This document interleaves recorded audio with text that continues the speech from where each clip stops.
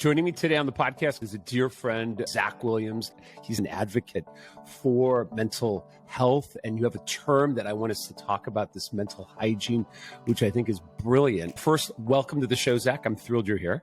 Jorge, thank you so much. So thrilled that we can be talking today, because not only is there a ton to go over, but we want to share some things with the world. I know you do. I certainly do. And just, there's so much need. There's so much need out there to get the right education to folks in need of mental health support. I feel like this could be, for me, I've been doing this podcast, Zach, now. This is our fourth season. And I feel like today's conversation for me is probably going to be the most meaningful. I think for me has been something that I've really, not that I've shied away from it, sometimes taboo if there's trauma in someone's life out there, to talk about how to fix it. And I think a lot of us just numb out. Maybe you could share with us a little bit of your background, because for those of us watching or listening to the podcast, you have an incredible legacy. You come from a family of probably one of the most iconic people on earth, your father, Robin Williams, and we're all fans of his work, but obviously he passed, and that was a tragedy, obviously traumatic for all of us, including obviously you. But can you take us back a little bit, Zach? Tell everyone where you were back in the day, because you grew up in a is that what they call it in Hollywood? A fishbowl? You're definitely, your dad was somewhat popular when you were born already, right? Yeah, Right? I guess you could call it a fishbowl. I haven't heard that term, and I like it. Yeah. When I was born, he wasn't necessarily famous, but he might have been developing a reputation. But this was before him doing film. His first films, World According to Garp, Popeye, and so forth. I was a baby then. Wow. And prior to that, his big breakout was before I was born, or big breakout at least in terms of TV and stand-up, related very much to Mork and Mindy, and doing the circuit in Los Angeles primarily, but also San Francisco, around stand-up comedy. For me growing up, I was born and raised in San Francisco. I wasn't necessarily in or near the limelight. So my upbringing was reasonably normal. That said, I had anxiety ever since I was a child, and had trouble sleeping. Actually, insomnia for me was something that I had since my earliest memories. And so for me, going through early childhood and then adolescence, it was uncomfortable. I was uncomfortable in my skin. I would overeat as a kid, and my entry into adolescence involved a traumatic event. My cousin, who was someone I was very close with, died by suicide. He was 13, I was 12.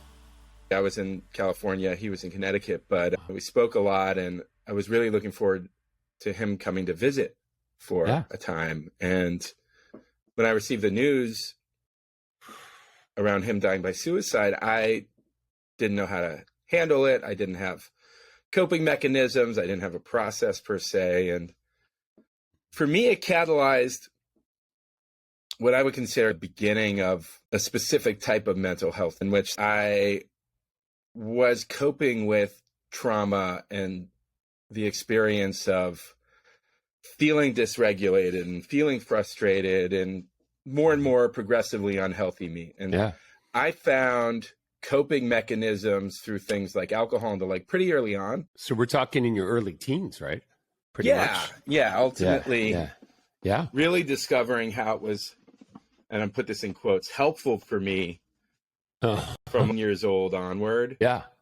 But I just thought it was just part of managing. And I don't know if this is a thing or not, but I didn't have really an environment where I saw or witnessed people have a healthy relationship with alcohol. I'm not sure necessarily any relationship with alcohol could be considered optimally healthy. I found a solution to manage my anxiety and rest and sleep. For me, that was a major discovery. It was a eureka moment. And there were other elements over the course of the period in between. For sure. Specifically for me, first week of living on my own in New York City, was September 2001. Whoa. So before And 9/11, just before 9/11. just before I moved to New York City. And Holy shit. That was my entry point into, I guess you could call it, adulthood. So you're in New York City. Yeah. They say technically, legally, adulthood starts at 18 years old. The science is now showing that your brain isn't necessarily fully developed until you're about 25. And yeah.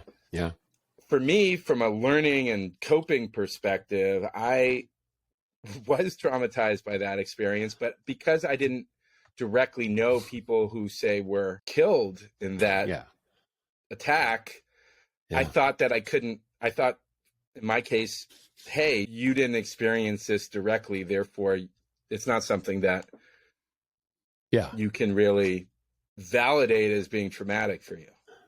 I think I assumed that position for a long period of time, saying unless it's something that directly impacts you, a close family member, or if someone harms you, you can't call that traumatic. I was less worried about my personal safety and more so concerned for the well-being of my family and the state of things. When you have such a disruption of your mental model of how things should be, it's scary, right? You're thinking to yourself, what do things look like moving forward? Everything that I thought was stable is no longer stable. There's a period of instability. And for me, I took with me the whole premise of, hey, shake it off, drink it off. You can get through it. You can manage it, but you have alcohol to manage a lot of this. And the other thing is I was of the impression there's no amount of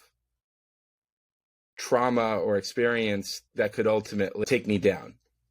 I think what's great, what we're going to talk about is this gift that comes from sometimes having an ego or being alcoholic. I feel like because we don't know, this can be a gift. But before we get to I think because something incredible did happen after your father's passing, and that's obviously why you're on the show, to talk about this incredible advocacy work that you're doing.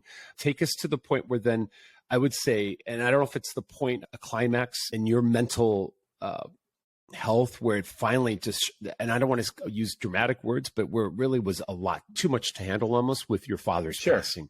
Take us to that, because that was years later. Then that was only how many years ago? Maybe 8 or 9 years ago. Is that right? 8 years. 8 years. My father passed away just over 8 years ago. So there's a term for it. It's not climax. It's a nadir. Say that again. Nadir, Nadir, a low point. Okay. Yeah. So for me, there was a collection of things that happened subsequent to my father dying by suicide. My father's widow, she decided to take my siblings and I into a legal proceeding, which was traumatic. Calling a spade was traumatic. And my relationship was falling apart. Long-term relationship, had been married for over 9 years, and I was drinking alcoholically to manage the trauma and just was not having a great time of things. And I discovered a couple things that ultimately led me to a turnaround experience. One was a commitment to advocacy. I started actually volunteering teaching at San Quentin Prison, teaching financial literacy. Wow. Yeah, I'm very passionate about the financial markets and specifically education, teaching people around the different elements that make up the markets, but also as it relates to personal accountability, personal leadership, and understanding one's own assets and liabilities as a means of growing value, self-worth, and so forth through understanding and knowledge. But that was for me a catalyst into ultimately getting super into mental health advocacy. From teaching financial literacy, I started sharing my story, started opening up somewhat, and then I started working with mental health organizations, starting with a company, a not-for-profit specifically, Bring Change to Mind, which I've been involved with for just under 7 years at this point. And I started learning more about myself, learning more about the trauma that I was diagnosed with post-traumatic stress disorder, and also my personal relationship with self-medicating and coping, and started learning more about the anxiety I was experiencing and the depression and why I was self-medicating using alcohol. And the advocacy was really healing for the trauma, didn't necessarily help the anxiety and depression. And Yep. I started learning a couple of things. One was I learned about what I now call mental hygiene, Right. prioritizing mental health on a daily basis. Love that. Stopped drinking alcohol, was still super stressed and anxious. Yes. My now wife, who I was dating at the time, and this process for me started about 5 years ago. She had experienced her sister dying by suicide when she was 10 years old.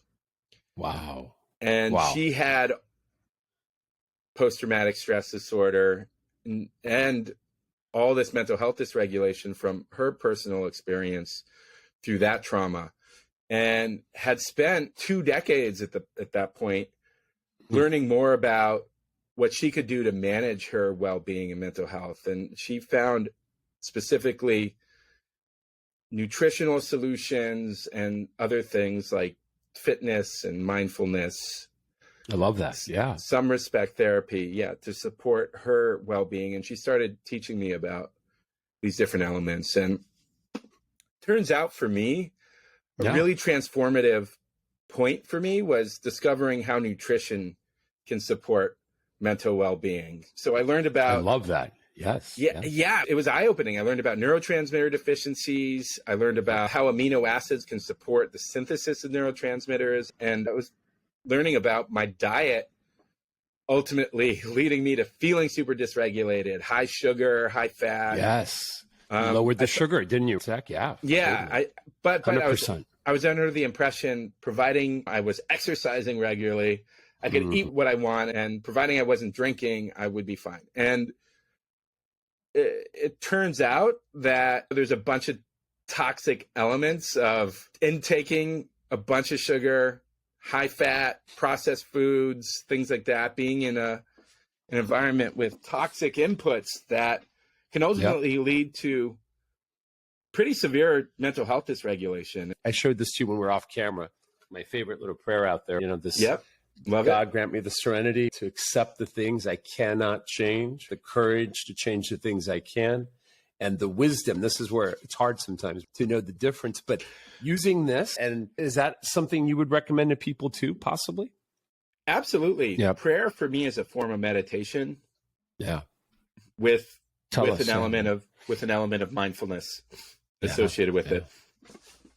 So prayer can be transformative for your body's chemistry specific. And there's now more evidence-backed approaches towards gathering the science and research to support that form of meditation. Practice, So I discovered nutrition specifically, and also mindfulness, meditation, therapy to some respect, community support. I'm active in 12-step. I'm active in recovery. Conjunction of experiences that I ultimately sought to integrate into my daily life as mental hygiene. And let's get into that. Yeah, because that solution, this mental hygiene, describe the term from your perspective. What is this? I can't say I coined the term. There are other people who certainly use it, whether they're neuroscientists or people in the business world. But in creating my company, PIM, which stands for Prepare Your Mind. It's also Prepare Your Mind. Love that. Yeah, it's also my middle name, PIM, not Prepare Your Mind. We turned it into an acronym. I love it. My father gave me that middle name. He said it sounded vaguely Welsh. Why not? But I created a company around it, along with my co-founder and wife, Olivia June Williams. And we wanted to create a brand that stood for mental health advocacy. Patagonia stands for sustainability, right? I love that. The lens that we took in establishing this company was, it's not just about our products, whether they're the chew or the mental hygiene kit that we're launching. It's primarily about getting people into a mindset of prioritizing their mental health every day. And so now we're framing our company as the mental hygiene company. because we want to get people into that daily mindset of taking care of their mental well-being, because that's really what it takes in this day and age when the stressors are out. Stressors are cruel and unusual and extensive. I think what you're saying is so important. And I think anyone listening to us right now that obviously has been through trauma, whatever the trauma is, obviously it doesn't matter. You have to realize, and I think from the 12 steps, as I'm also a huge believer in that, I feel like it's a daily reprieve we get. And it's just each day. It's every morning for me, I have practice that I start my day off to really get myself to have a good day mentally, to have my hygiene. Can you take us through what you suggest? What's your day like when you start off, when you have a good day? If you were to follow a recipe, maybe, Zach, how do you start your morning? How do you start your day? And this product that you have, it's incredible. I've tried it. When we first met, you gave me some samples. Do you happen to have something there to show them this chew product? Check this out, guys. Our first product is the original Mood Chew. It's a GABA, L-theanine, and rhodiola product. And I love it's meant to support the body's GABA system, which is gamma-aminobutyric acid system, supports information regulation. When you're GABA deficient, things feel overwhelming. It's hard to focus in some way. You can have that manifest as anxiety and high stress. And so our product supports the body's GABA system. And then also through L-theanine, which is a compound that supports the brain's default mode network, which is responsible for things like rumination and focus and so forth, in conjunction with rhodiola, which it has a neuroprotective quality as an adaptogenic compound. These three products that we formulated are in a chew. You take the chew, you chew on it for 20 seconds, ideally so it's absorbed through the mouth. And that ultimately has helped many people with feelings of overwhelm and stress and worry. And the products that we're now launching moving forward are very much focused on mental hygiene. The mental hygiene kit is 4 products. It's a psychobiotic, which are probiotics to support the gut-brain connection. It's a magnesium stack with amino fortification that is meant to promote calm while providing some amino supplementation, in addition to methylated B vitamins and methylated folate, which all people benefit from, but there's a portion of the populace, which is not an insignificant portion. It's not the majority, it's under the majority, but it's millions upon millions of people with an MTHFR mutation. And if you have MTHFR mutation, you can't synthesize B vitamins properly. And so you require methylated B vitamins to better synthesize neurotransmitters, specifically serotonin and the like. And so we've got a methylated B vitamin and folate product that we're now distributing. And also in conjunction with that, a sustainable omega fatty acid product that the healthy fats. Yeah. Yes. Great. That we want to get to people so that they can in turn support their brain health and ultimate better mood through getting what they need. Because I recently learned that the proportion of the people who are getting the appropriate fatty acids through omegas, the general population is about 3%. No, we're getting all the bad fats. We're getting all the bad canola fats. Oils. Oh, and they make us hungry. They make us fat. They break us down, inflammation. And yet the very thing that you guys are doing, this is brilliant. Show everyone again that container. Do you have one of those little chews in there? They're super small. They're delicious. Can you show us one? So basically you start your morning with one of these. Zach, tell us how you use this little guy. Sure, yeah. To go into the mental health ritual that Please, I engage take in us through the on a daily ritual. basis. Yeah. Yeah, I get up in the morning, generally pretty early. I have a 3-year-old boy named Mickey, and I have a 1-year-old girl named Zola. And they get up bright and early, 6:30 generally, and we make them breakfast. I do fast. There's a metabolic component to that. I've become very passionate. There you go. Around when I come on your show, we'll talk about that if you want. Yeah, I would love that, with supporting the body's metabolism through mindfulness and specifically around what we don't eat. I tend to not overload on sugar, so forth. Prior to doing all that, I engage in a gratitude exercise where I list the things that I care most about and just ground myself in seeking the day with those things I'm appreciative of top of mind. That's the first things I do throughout the day. And then after the kids eat and my son's off to school and so forth, I make sure to limit my caffeine intake. Caffeine is a GABA antagonist. So if you're drinking caffeine and you take the chews, it's going to make the chews less effective because caffeine is bonding to the GABA neurotransmitter. And so it's making it more challenging for, say, taking GABA, for GABA that you'd be taking to be effective.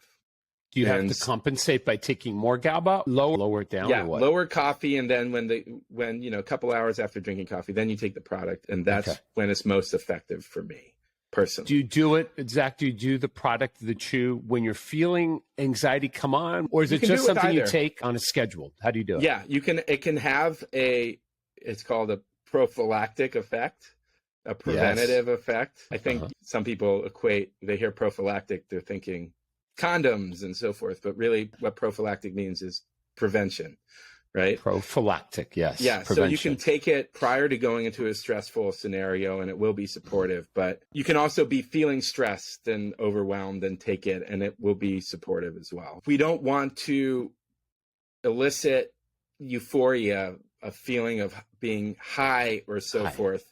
We're just seeking to remove those unpleasant feelings. And that's that. Then let your body just do what it does to support itself. I like that. And that's a paradigm shift because I think most people that struggle with any kind of addiction to sugar, alcohol, or drugs, I think the high is the intention. Describe what you just said, Zach, because I think what you said is more profound. It's not about getting high, but it's about just removing the anxiety, right? Without being high. Yeah. It's about removing those feelings that you get that might feel unpleasant or dysregulating. When I get a little anxious, I know if I'm really at that point where it's getting to be difficult for me, and I've used your product, I've known about GABA for a long time. My sister years ago was a big advocate of it, and she always say, take your GABA. And for people that aren't familiar with it, this has been around for a while. They're amino acids. Is that the core part of the chew? Tell us more. Sure. There's a bioavailability consideration in terms of taking a chew and chewing it, letting it absorb through the mouth. That's important. The other consideration around it is it's just part of this mosaic that would make up a mental hygiene ritual. The chews are helpful for me. They've been helpful for thousands upon thousands of other folks. But extending into the day, I make sure to always try to get a walk in, try to get my steps, as you'd say. Good, 100%. Let's move it up, shake it up, walk.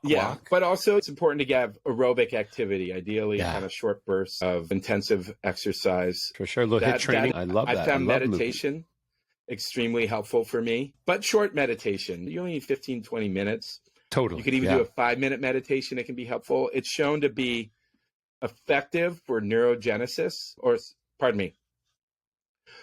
there's a specific term for it. It's shown to be effective in terms of supporting and catalyzing a neuroplastic state. Wow. In which your brain then is able to, when your brain is in a neuroplastic state, it can make and facilitate connections in new and unique ways versus not being in a neuroplastic state. There are two things that support neuroplastic states in adults. Meditation and psychedelics. Whoa. Yeah. And so meditation is shown to be very effective for helping catalyze a neuroplastic state in which you can change and establish even deeply ingrained behaviors, form new pathways, which can ultimately help you have better outcomes relating to your mental health and so forth. So now, meditation Zach, I've heard how powerful meditation is. Would you honor us by giving us a sample, something you and I can do with people right now for a minute or two, a simple demo? Can you do a little meditation? And for me, it's the Serenity Prayer. It's a form of prayer, meditation. It could be that. Do you have a little something you could walk us through and we'll do it together? Certainly, yeah. What would be something you suggest? Sure. An easy way to do it is to just take 2 minutes of stillness and just taking the opportunity to focus on your breath. A nice way to think about it is there's a count. There's a way to support calmness and stillness in your mind, and it's racing.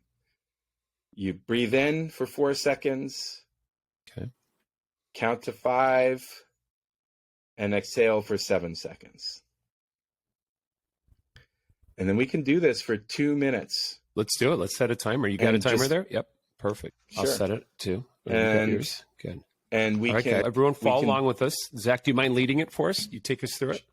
Sure. I'm going to just set a timer. You got it. And just breathe in and out. This is a breathing meditation, but helpful in terms of establishing a sense of stillness and calmness, especially if you're feeling dysregulated. So let's give it a go, starting now. All right.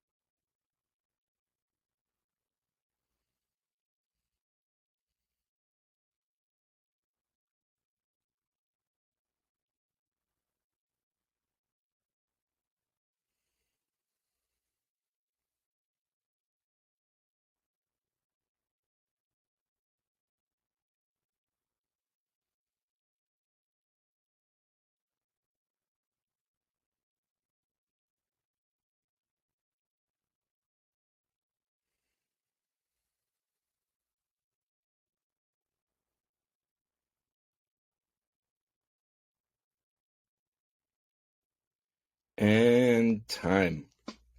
Wow. I feel how would you describe it? Because there is a massive shift, right, Zach? The way in which the breath exercise supports calming you is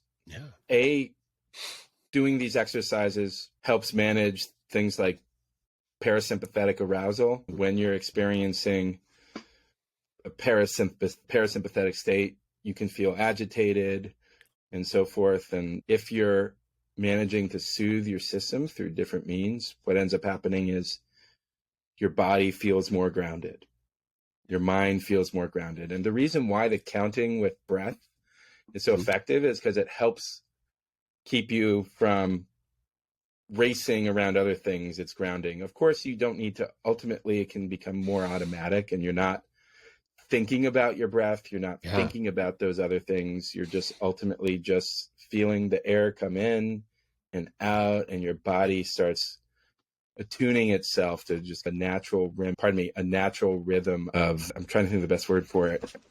A natural rhythm of soothing. Right? Yeah, 100%. I feel like so many people, like, for example, I know in 12 Steps, I see a lot of people that smoke, and yet you can smoke, but you can do this without the smoke. It's even healthier because all you're doing is oxygenating your body, and it's creating that incredible natural rhythm, Zach, that causes our heart and soul, I think even our spirit, to feel a sense of safety. I think that's the feeling. Yeah, sure. You know, as you think about longer meditations, and your body, your mind can race, still think things and be meditating effectively. I think people forget that in terms of, you can do a 20-minute, 30-minute, 45-minute meditation. You can be stressed and anxious and your mind can be racing. It will still have a beneficial effect, you know, even if you're not practicing it. And so the thing for me is that's an important element of the mental hygiene ritual for me personally. And then extending beyond that, 12-step community support, finding meaningful connection and an opportunity to be loving and find that grounding and daily appreciation and respect and love for people is really helpful as well. Oh, I love that. I think it's such a great community to have that accountability to, that encourages us to stay in a place where we have a sense of faith and where there's that connection to the truth and the reality that we're all interconnected, and this higher power in our lives can give us this energy through simple practices. And I think what you're doing with your wife is so incredible, Zach. I'm just so grateful for what you've shared. If people watching and listening want to reach out, want to try your chew, will you please give them all the information on how to get a hold of you and how to get a hold of the product, please? Sure. Yeah. Our website's very simple. It's pim.com. You can learn all about what we're doing and what we're seeking to do in terms of our mental health advocacy mission, our approach to mental hygiene, and all the products that we're going to be launching coming up, and the products that we now have in market too. Totally. Whether it's the mental hygiene spell the website kit for everyone. Make sure that you spell it for us so we have it. And tell us the social as well, on Instagram, I'm assuming, Facebook and all that. Go ahead. Yeah, sure. You can follow us on Instagram at YOUCAMPYM. You can PIM. PIM.com is our website. You can also do youcanpim.com, but right. Plain and simple, Twitter, you can PIM. Follow us, learn more about what we're up to, and we look forward to hearing from you, because we are constantly seeking to tune and iterate and provide better, more supportive experiences as we learn more about the research and the evidence-backed approach to our product development. So I love it. I'm so honored to have you on the show here, Zach. I hope we can join us again. And I feel like your work is incredible. Once the kit is available, I want to showcase that, all the different pieces. But thank you for showing us the chews. Guys, get these chews. They are not just even delicious, but they're so effective. And I remember when you gave them to me, I had them that weekend, and I just absolutely loved them. And they're so simple and effective. Again, the website, guys, we're going to have it in the show notes. Zach, thank you so much for your time. Thank you for what you're doing. And thank you for sharing with us how you've turned our lives. Because I'm in the same boat. It's been an interesting life for me, and I know for you, but there's a gift in this, right? And it really is this gift that comes from knowledge, that comes from learning. And I'm just so grateful that you're so passionate about making this not just a job or a career for what you're doing, but this is your mission. And we're excited to see the next level, and next year more, I'm sure. Please give my best to your family. Thanks, Jorge. Looking forward to speaking more very soon. And the mental hygiene kit's now available. Oh, it is available. Perfect. All right. You can check it out. All right, guys, pick it up, guys. Pick up everything, get to choose. Zach, thank you so much. All right. Peace and purpose, my friend.